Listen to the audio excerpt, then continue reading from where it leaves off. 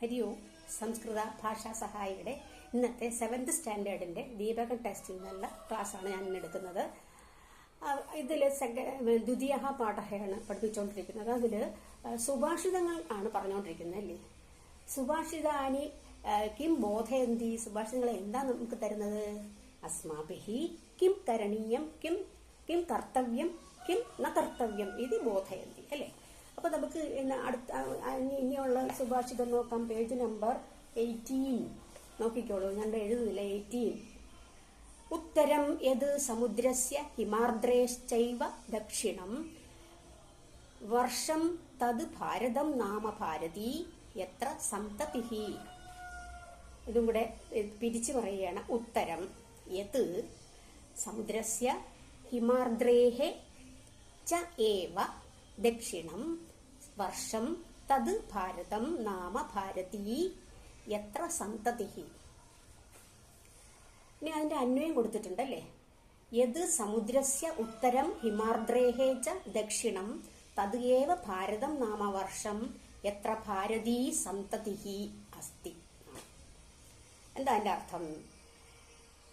അസ്മിൻ സുഭാഷിതേ സുഭാഷിതകാരഃ ഭാരതസ്യ ഭൗഗോളികം സ്വരൂപം വർണ്ണേതി. ഭൗഗോളികം സ്വരൂപം കസ്യ ഭാരതസ്യ, ഭാരതത്തിന്റെ ഭൗഗോളികം എന്ന് പറഞ്ഞ ഭൂമിശാസ്ത്രപരമായ കാര്യങ്ങളാണ് ഇവിടെ വർണ്ണിക്കുന്നത്.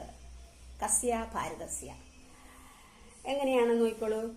അവിടെ ഹിന്ദ് മഹാസാഗരസ്യ ഉത്തരഭാഗേ, അതാണ് അവിടെ ആദ്യം പറഞ്ഞത്. ഉത്തരം യത് സമുദ്രസ്യ ഉത്തരം, ഹിന്ദ് മഹാസാഗരമാണ് സമുദ്രം, ഇന്ത്യൻ ഓഷൻ അല്ലേ, ഇന്ത്യൻ മഹാസമുദ്രം.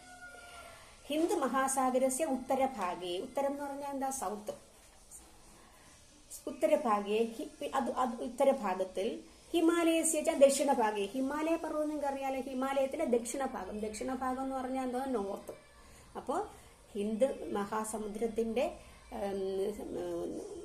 സൗത്ത് ഭാഗത്തും ഹിമാലയത്തിന്റെ ദക്ഷിണ ഭാഗത്തും ഉള്ള ഭൂഭാഗമാണ് എന്ത്? തസ്യ ഭൂഭാഗസ്യ നാമ കിം? ഭാരതവർഷം, ഭാരതം എന്നറിയപ്പെടുന്നു. അത്രത്യാഹ നാഗരികാഹ ഭാരതീയാഹ ഇതി പ്രസിദ്ധഃ. അത്രത്യാഹ നാഗരികാഹ, അവിടെയുള്ള ആള് സന്തതികൾ എന്ന് പറഞ്ഞിരിക്കുന്നത്, സന്തതികൾ അവരെയാണ് എന്ത്? അവരെയാണ് ഭാരതീയാഹ എന്ന് പറയുന്നത്. അപ്പൊ ഏത് ഒന്നും നോക്കിക്കോളൂ. ഏത് ഭാരത സമുദ്രസ്യ ഉത്തരം ഹിമാർദ്രേഹേ ച ദക്ഷിണം. ഏത് യാതൊന്നാണോ സമുദ്രസ്യ, സമുദ്രത്തിന്റെ ഉത്തരം, ഉത്തരത്തിൽ സൗത്തിൽ, ഹിമാർദ്രേഹേ ഹിമാർദ്രയുടെ ച ദക്ഷിണം, ഹിമാർദ്രയുടെ ദക്ഷിണവുമായി വരുന്നത്. തത് യത് തത് എവിടെയാണോ അവിടെ. അപ്പൊ യത് തത് എന്നൊരു അവ്യയമാണ്. തത് തത് ഏവ അത് തന്നെയാണ് ഭാരതം നാമ വർഷം, ഭാരതം എന്ന വർഷം എന്ന് പറഞ്ഞാൽ ഭാരതഭൂമി. എത്ര അവിടെ ഭാരതീ സന്തതിഹി അസ്തി. ഭാരതീ സന്തതി എന്ന് പറഞ്ഞാൽ ഭാരതത്തിലെ സന്തതികളായ ഭാരതീയർ ഉള്ളത് എന്നാണ് അതിന്റെ അർത്ഥം. അടുത്തത് ജലബിന്ദു നിപാതേന ക്രമശഃ പൂര്യതേ ഘടഃ സഹേതുഃ സർവവിദ്യാനാം ധർമ്മസ്യ ച ധനസ്യ ച. പദച്ഛേദം ജലബിന്ദു നിപാതേന ക്രമശഃ പൂര്യതേ ഘടഃ സ ഹേതുഃ സർവവിദ്യാനാം ധർമ്മസ്യ ച ധനസ്യ ച. അത് പിന്നെ അന്വയം പറയുമ്പോൾ ഘടഃ ക്രമശഃ ജലബിന്ദു നിപാതേന പൂര്യതേ സ ഹേതുഃ സർവവിദ്യാനാം ധർമ്മസ്യ ച ധനസ്യ ച ഭവതി. ഘടഃ എന്ന് പറഞ്ഞാൽ എന്താ? കുടം, പോട്ട്, കുടം. ക്രമശഃ ജലബിന്ദു, ജലബിന്ദു നിപാതേന, നിപാതേന എന്ന് പറഞ്ഞാൽ വീഴുക, പതിക്കുക. ജലബിന്ദു, ജലസ്യ ബിന്ദു, ജലത്തിന്റെ തുള്ളി, തുള്ളി തുള്ളി, ബിന്ദു തുള്ളി. ജലബിന്ദു നിപാതേന പൂര്യതേ എന്ന് പറഞ്ഞാൽ ഫുള്ളാവുന്നു, നിറയുന്നു. ജലബിന്ദു വീണ് വീണ്, ഓരോ തുള്ളി തുള്ളി വീണ് വീണാണ് ഒരു കുടം നിറയുന്നത് അല്ലെ. സഹേതു, അതേ കാരണം തന്നെയാണ് സർവവിദ്യാനാം എല്ലാ വിദ്യകളുടെയും ധർമ്മത്തിന്റെയും ച ധനസ്യ ച ധനത്തിന്റെയും കാര്യങ്ങൾ. ഇനി ഭാവാർത്ഥം നോക്കിക്കോളൂ. യഥാ നിരന്തരം ജലസ്യ ബിന്ദുനാ പതനേന രിക്തഃ അപി ഘടഃ പൂർണ്ണഃ ഭവതി. മനസ്സിലായോ? നിരന്തരം കുറേശ്ശെ വെള്ളം ഇങ്ങനെ ബിന്ദു വീണ് വീണ് വീണാണ് എന്ത് വരുന്നത്? ഘടം പൂർണ്ണമാകുന്ന, ഒരു കുടം നിറയുന്നത്. തഥൈവ അതുപോലെയാണ് ജീവിതത്തിലും നിരന്തരം അഭ്യാസേന സാമാന്യ അഭി മാനവ സർവപ്രകാരക ജ്ഞാനം. നിരന്തര അഭ്യാസത്താലാണ് നമുക്ക് ജ്ഞാനം കിട്ടുന്നത്. ഒരു പെട്ടെന്ന് ഒരു സുപ്രഭാതത്തിൽ ചെന്നിട്ട് നമുക്ക് എല്ലാം ഒന്നും നേടിയെടുക്കാൻ സാധിക്കില്ല. നമ്മൾ പഠിക്കുന്ന എങ്ങനെയാണ്? കൊച്ചു ക്ലാസ് തൊട്ട് വലുത് വലുത് വലിയ വലിയ വലിയ വലിയ അങ്ങനെ എല്ലാം നേടിയെടുക്കുന്നു. അതുപോലെ ധർമ്മത്തിന്റെ കാര്യമായാലും അത് തന്നെ, ധനം കിട്ടുന്നതായാലും അത് തന്നെ. അപ്പൊ ഇവിടെ പിന്നെ പറയുന്നത് ജലബിന്ദു നിപാതന, തുള്ളിത്തുള്ളിയായി ജലം വീണിട്ടാണ് എന്ത് പറയുന്നത്, ഒരു കുടം നിറയുന്നത്. അപ്പൊ ഓരോ തുള്ളിയും വില പിടിച്ചതല്ലേ വെള്ളമായാലും. എത്രയോ പേർക്ക് വെള്ളം കിട്ടാതിരിക്കുന്ന അവസ്ഥയുണ്ട്. അപ്പൊ കാരണം അനേകം തുള്ളികൾ ചേർന്നാലേ ഒരു കുടം നിറയൂ. അപ്പൊ ചിലപ്പോൾ താമസിച്ചേ നിറയൂ, ചിലപ്പോൾ എന്ത് ചെയ്യും. അപ്പൊ അപ്രകാരമാണ്. അതേ ഇതാണ് വിദ്യ, ധർമ്മം, ധനം, ഇതിന്റെയൊക്കെ. ഒരു ദിവസം പെട്ടെന്ന് നമുക്ക് എല്ലാ വിദ്യകളും പഠിച്ച് നമുക്ക് വലിയ മുമ്പനാവാം എന്ന് കരുതാൻ പറ്റില്ല. എന്ത് ചെയ്യണം? അത് ആഗ്രഹം ഒരിക്കലും നടക്കില്ല. പിന്നെ കുടത്തിൽ ജലം നിറയും പോലെ ചെറിയ ചെറിയ അറിവുകൾ കൂട്ടി ചേർത്താണ് നമുക്ക് വലിയ അറിവ് നേടുന്നത്. അതുപോലെ ധാർമ്മിക കാര്യങ്ങൾ, ദാനധർമാദികൾ ചെറുതായി കൊടുത്താണ് വലുതോ ആകുന്നത്. പിന്നെ അതുപോലെ ധനത്തിന്റെ കാര്യം അതുപോലെ തന്നെ ഒന്നിച്ചല്ല, കുറേശ്ശെ ഇട്ട് നമ്മൾ സൂക്ഷിച്ചു വെച്ചാണ് നമുക്ക് കൂടുതലാകുന്നത്. ഇപ്പോൾ ഒരു വൃക്ഷമുണ്ട്, ആ വൃക്ഷം ഉള്ളതുകൊണ്ട് അവിടെ വനം എന്ന് പറയാൻ പറ്റുമോ? ഇല്ല. അപ്പം പല നിറച്ച് വൃക്ഷങ്ങളാകുമ്പോഴാണ് എന്താണ് വനം എന്ന് പറയുന്നത്. ഇതാണ് ഈ സുഭാഷിതത്തിന്റെ മീനിങ്. അടുത്ത സുഭാഷിതം നോക്കിക്കോളൂ. പേജ് നമ്പർ 19 മോളില് യ പഠതി ലിഖതി പശ്യതി പരിപൃച്ഛതി പണ്ഡിതാനുപാശ്രയതി തസ്യ ദിവാകര കിരണൈഹി നളിനീദളമിവ വിസ്താരിതാ ബുദ്ധിഹി. യഹ പഠതി ലിഖതി പശ്യതി പരിപൃച്ഛതി പണ്ഡിതാൻ ഉപാശ്രയതി തസ്യ ദിവാകര കിരണൈഹി നളിനീദളം ഇവ വിസ്താരിത ബുദ്ധിഹി. അടുത്ത അന്വയം നോക്കിക്കോളൂ. യഹ പഠതി ലിഖതി പശ്യതി പരിപൃച്ഛതി പണ്ഡിതാൻ ഉപാശ്രയതി ച തസ്യ ബുദ്ധിഹി ദിവാകര കിരണൈഹി നളിനീദളം ഇവ വിസ്താരിത ഭവതി. യഹ ആരാണോ, പഠതി പടുധാതുവാണ്, ലട്ടാണ് അല്ലേ, പരസ്മേതി പഠതി പടതഃ പഠന്തി. അതുപോലെ ലിഖതി എഴുതുന്നു, ലിഖധാതു ലിഖതി ലിഖതഃ ലിഖന്തി. പശ്യതി ദൃശ്യധാതു പശ്യതി പശ്യതഃ പശ്യന്തി. പിന്നെ വേറൊന്നുണ്ട് പരിപൃച്ഛതി എന്ന് പറയുമ്പോഴത്തേക്ക് പരിപൃച്ഛതി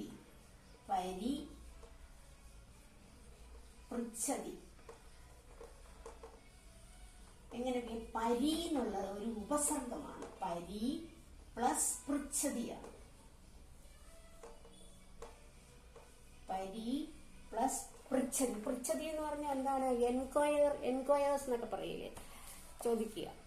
അപ്പൊ ഇവിടെ പരി എന്നുള്ളത് ഒരു ഉപസർഗമാണ്. അപ്പൊ പൃച്ഛതി എന്ന് പറഞ്ഞാൽ ചോദിക്കുക എന്നുള്ളത്. പക്ഷെ പരിപൃച്ഛതി ആയപ്പോൾ ഹംപ്ലി എൻക്വയേഴ്സ്. അപ്പൊ ആരാണോ പഠിക്കുന്നത്, എഴുതുന്നു, പിന്നെ കാണുന്നു, റിക്വസ്റ്റ് ചെയ്യുന്നു, പിന്നെ എൻക്വയർ ചെയ്യുന്നു. പണ്ഡിതാൻ ഉപാശ്രയതി. പണ്ഡിതാൻ എന്നുള്ളത് ദ്വിതീയ ബഹുവചനമാണ്. പണ്ഡിതരെ, ദ്വിതീയയുടെ അർത്ഥം എന്നുള്ളതല്ലേ, അവരെ, പണ്ഡിതരെ. ഉപാശ്രയതി, അവിടെ ഉപാശ്രയതി, ഉപ പ്ലസ് ആശ്രയതി. ഉപ എന്നുള്ളത് ഇതുപോലൊരു ഉപസർഗമാണ് ഉപ. ഉപാശ്രയതി ആശ്രയിക്കുന്നു, അവരേക്ക് സമീപിക്കുന്നു. ഉപാശ്രയതി. തസ്യ ബുദ്ധി അവരുടെ ബുദ്ധി കീദൃശഭവതി എങ്ങനെയായിരിക്കും? ദിവാകര കിരണൈഹി നളിനീദളമിവ വിസ്താരിതാ ഭവതി. തസ്യ ബുദ്ധി വിസ്താരിതാ ഭവതി. വിസ്താരിത എന്ന് വിശാലമായിരിക്കും. എങ്ങനെ? ഏതുപോലെ? നളിനീദളമിവ. നളിനീദളം എന്താണ്? നളിനി എന്താണ്? താമര, ലോട്ടസ്. നളിനീദളം ഇവ, നളിനീദളം പോലെ. വിസ്താരിത, വിസ്താരം വികസിച്ചതായിരിക്കും. നളിനീദളം നല്ല വികസിച്ച് നിൽക്കും അല്ലെ, അതുപോലെ ആയിരിക്കും. എപ്പോഴാണ് നളിനീദളം വികസിക്കുന്നത്? ദിവാകര കിരണൈഹി. ദിവാകര കിരണൈഹി, കിരണം എന്നുള്ളത് കിരണൈഹി കിരണങ്ങളാൽ, റേസിനാൽ. അപ്പൊ അവിടെ ഏത് വിഭക്തിയാണ്? തൃതീയ ബഹുവചനമാണ്. കിരണേന കിരണാഭ്യാം കിരണൈഹി. ദിവാകര കിരണൈഹി, ദിവാകര കിരണങ്ങളാൽ നളിനീദള ഇപ്പൊ സൂര്യൻ ഇങ്ങനെ ഉദിച്ചു വരുമ്പോഴത്തേക്കും താമര എന്താ ചെയ്യുന്നത്, നല്ല വികസിക്കും, അതിന്റെ ഇതളൊക്കെ നല്ല വികസിക്കും. വൈകുന്നേരം ആകുമ്പോൾ സന്ധ്യ ആകുമ്പോൾ സൂര്യൻ അസ്തമിക്കും. അപ്പൊ എന്ത് ചെയ്യും, താമര കൂമ്പി പോകും. നിങ്ങൾ ശ്രദ്ധിച്ചിരുന്നാൽ മതി അത്.